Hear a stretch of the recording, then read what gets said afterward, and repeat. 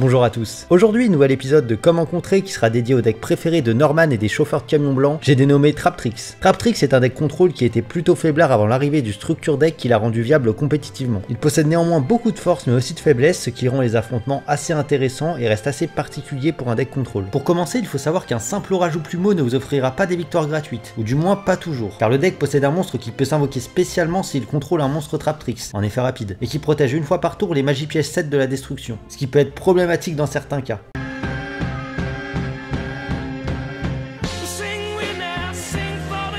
La très puissante Serra, d'ailleurs notez bien que c'est le cœur du deck, ne sera pas à sous-estimer et à ne surtout pas infini éphémère si vous ne voulez pas perdre la game bêtement, car lorsqu'un piège est activé, l'effet de Serra le sera.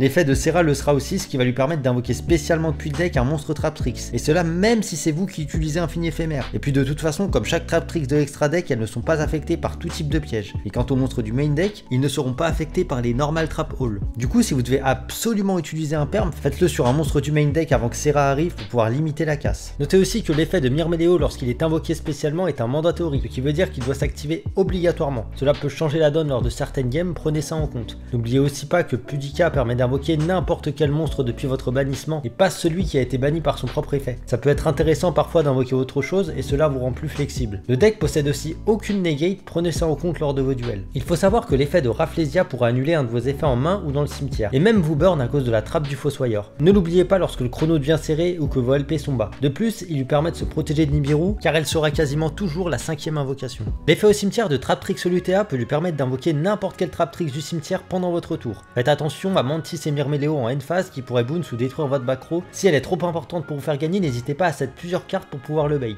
Le deck joue énormément de pièges qui nécessitent que vous invoquiez un ou plusieurs monstres pour s'activer. Ça veut dire que si vous commencez et avez déjà un board, certains de ces pièges seront totalement obsolètes. Parlons cartes maintenant. Heavenly Match fera plus que le café dans le match-up. Il va atomiser son board sans qu'il puisse rien faire. Prenez juste garde car certains joueurs malins peuvent s'y attendre et insérer des lancers dans leur liste, surtout dans ce format où Heavenly est omniprésente. Ash Blossom pourra le refroidir si vous l'activez sur Serra. La plupart du temps, même s'il touche un Extender ou de quoi remonter, cela lui fera assez mal, tout comme son ami Veiler qui aura plus ou moins le même effet. La poussée des triples tactiques est extrêmement puissante pour vos duels, car il activera souvent ses effets de monstre si vous tentez de jouer. Il n'aura quasiment aucun moyen de vous empêcher de la résoudre. Denko Seka vous donnera la game instantanément quand vous l'aurez invoqué, en plus d'embêter Labyrinthe, donc c'est pour moi un bon choix. Mais prenez en compte la X6 qui booste l'attaque. Skill Drain fera le café aussi si vous êtes certain de commencer et le bloquera beaucoup, tout comme son confrère le Royal Décret. Mais faites attention car s'il décide d'utiliser l'effet au cimetière de Olutea et d'invoquer spécialement Myrméléo, il pourra vous détruire votre Royal Décret. Notre ami le virus fera vraiment très mal et pourra toucher d'autres archétypes populaires. Je vous le conseille au moins en side si votre deck le permet. Gamma est pour moi incroyable dans le match-up, car il vous permet de tèche son monstre en plus d'annuler l'effet de sa norme, ce qui l'empêchera de faire un lien avec, voire même le faire pass turn s'il possède pas d'extend. Pour stopper Traptrix, la plupart du temps, il vous faudra arrêter ses premiers plays et invocations. Vous pouvez évidemment Solemn Judgment les Traptrix de l'extra même si elles ne sont pas affectées, car si le deck ne possède pas le terrain et si vous annulez Serra ou la normale summon, la victoire devrait vous revenir. Je pense qu'on va s'arrêter là. J'espère que la vidéo vous a plu, car elle m'a demandé pas mal de temps, étant donné que je ne connaissais rien au deck. N'hésitez pas à me donner vos astuces ou avis en commentaire, je les lis évidemment tous et ça me motive vraiment beaucoup, ainsi que de vous abonner et de partager, ça me soutient énormément pour la suite. Prochain épisode sur Branded ou Labyrinthe, je sais pas encore, dites-moi ce que vous préférez, et moi je vous souhaite une bonne soirée.